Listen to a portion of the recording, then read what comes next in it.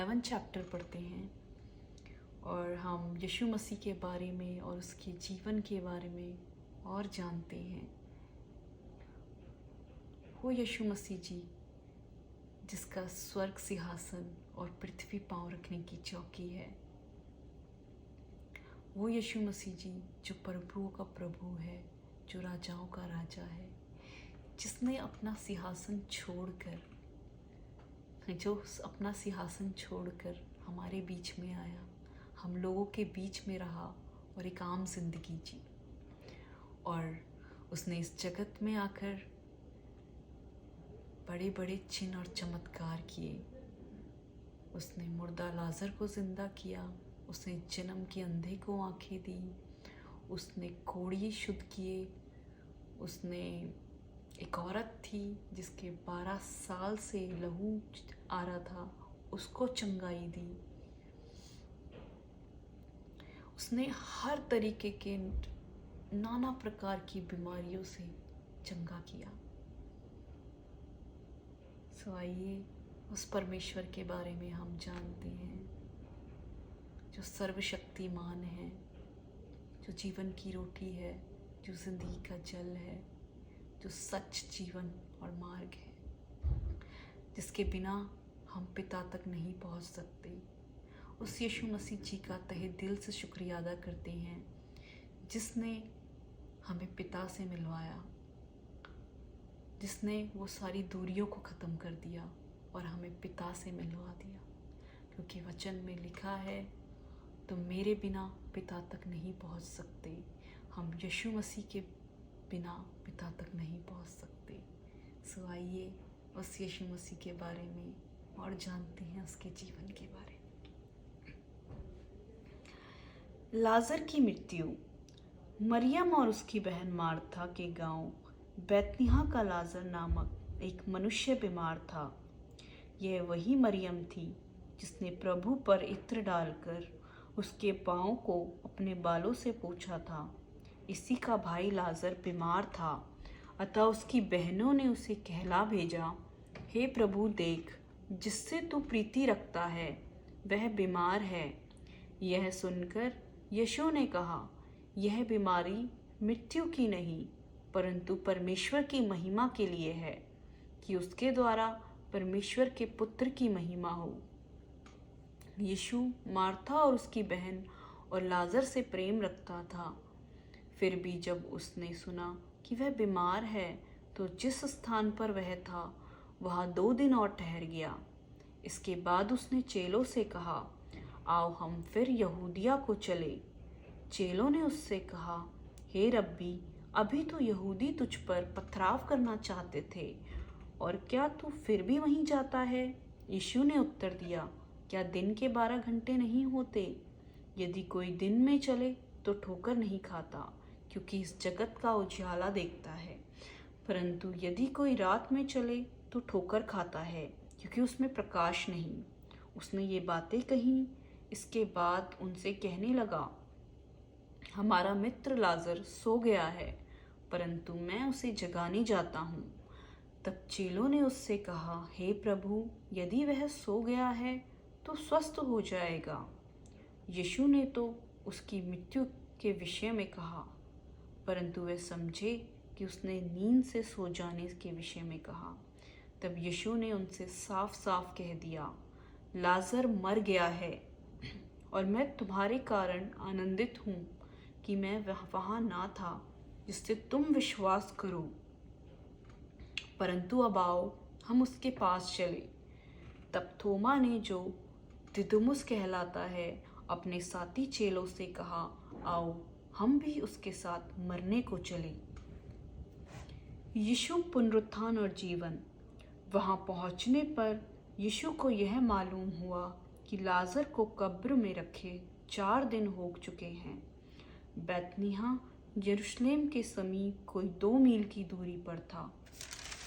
बहुत से यहूदी मार्था और मरियम के पास उनके भाई की मृत्यु पर शांति देने के लिए आए थे। जब मार्था ने यीशु के आने का समाचार सुना तो उससे भेंट करने को गई, परंतु मरियम घर में बैठी रही।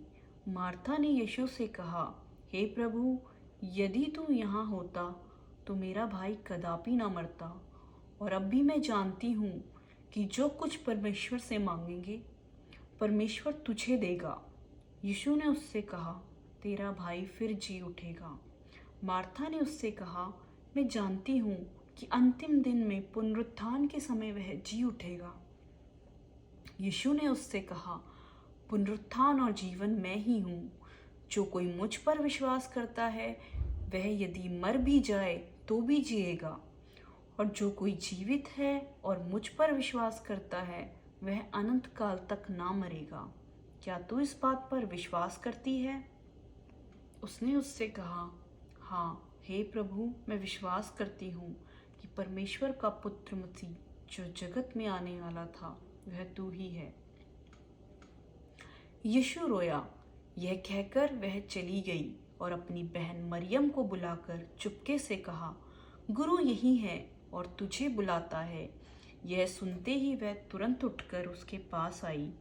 यीशु अभी गांव में नहीं पहुंचा था, परंतु उसी स्थान में था जहां मार्था ने उससे भेंट की थी।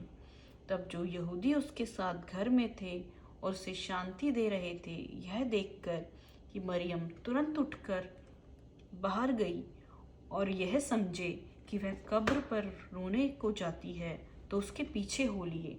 तब मरियम वहां पहुंची जहां यीशु था, तो उसे देखते ही उसके पांव पर गिर पड़ी और कहा, हे प्रभु, यदि तू यहाँ होता तो मेरा भाई ना मरता।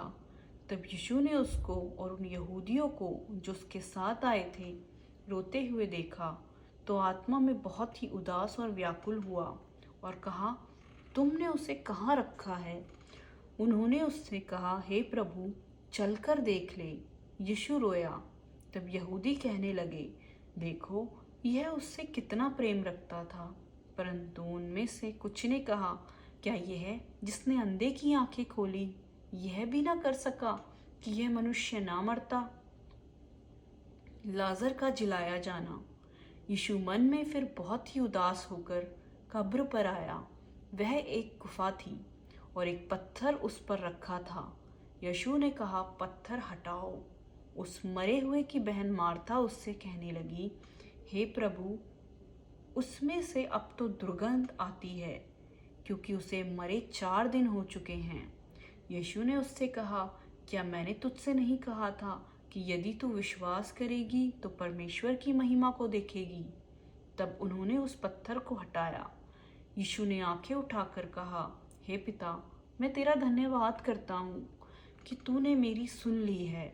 मैं जानता था कि तू सदा मेरी सुनता है, परंतु जो भीड़ आसपास खड़ी है उनके कारण मैंने ये कहा, जिससे कि वे विश्वास करें कि तूने मुझे भेजा। ये कहकर उसने बड़े शब्द से पुकारा, हे लाजर, निकल आ। जो मर गया था वह कफन से हाथ पांव बंधे हुए निकल आया और उसका मुंह अंगोछे से लिपटा हुआ था। यीशु ने उनसे कहा, उसे खोल दो और जाने दो। यीशु के विरुद्ध षड्यंत्र। तब जो यहूदी मरियम के पास आए थे और उसका यह काम देखा था, उनमें से बहुतों ने उस पर विश्वास किया, परंतु उनमें से कुछ ने फरीसियों के पास जाकर यीशु के कामों का समाचार दिया। इस पर प्रधान याजकों और फरीसियों ने महासभा बुलाई और कहा, हम करते क्या हैं? यह मनुष्य तो बहुत चिन्ह दिखाता है।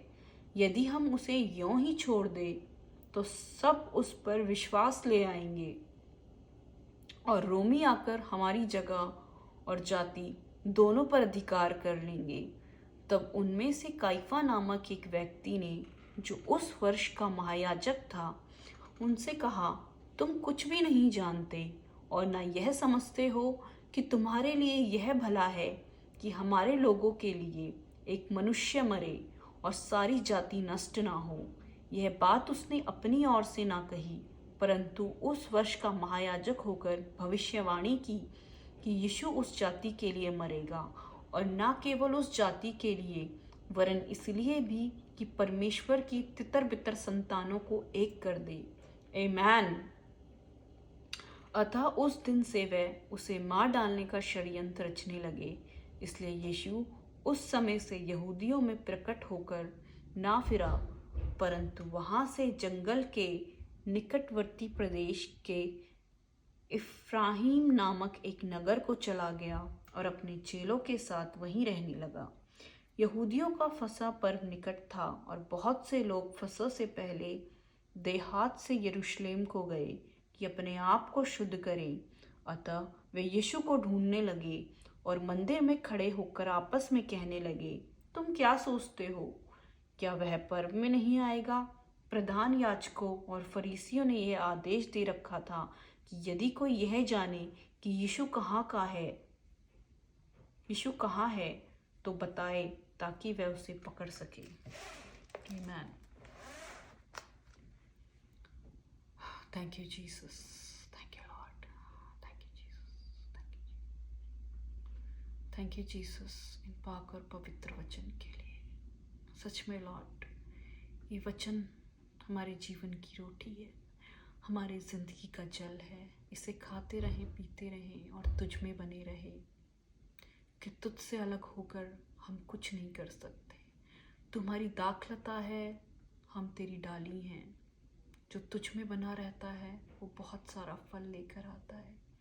हम भी यीशु तुझ में बने रहें और खूब सारा फल लेकर आए और तेरे अकॉर्डिंग फल लेके आए, एक अच्छा फल लेकर आए। ये सारी दुआ मैं यीशु मसीह के नाम से मांगती और पाती हूँ। आमीन। वाह, सच में ये वचन है जो शांति से, प्रेम से, सुकून से, धैर्य से और पाखरू के फलों से भर देता है, पाखरू की भरपूरी से भर देता है। धन्यवाद, धन्यवाद करते हैं यीशु मसीह जी को। जितनी उसकी को महिमा दे, जितनी उसकी महिमा करे, जितना उसे धन्यवाद कहे, उतना कम है। तो मेरे प्रियो, बस आप परमात्मा में ऐसे ही बने रहिए, ऐसे ही आनंदित रहिए, उसकी शांति से भरे रहिए। और मेरी हमेशा आपके लिए प्रार्थना रहेगी परमात्मा से, यीशु मसीह जी से, कि वह ऐसे ही आपको बढ़ाते जाए। आप आत्मिक उन्नति करो, आप आगे बढ़ो, आप रिजॉइस करो, आप आनंदित हो और प्रभु का जलाली हाथ आपके घरों में, आपके सर पर बना रहे। और ऐसे ही आप परमेश्वर के प्यार में, उसकी शांति में बढ़ते जाएं, बढ़ते जाएं। God bless you all, love you all.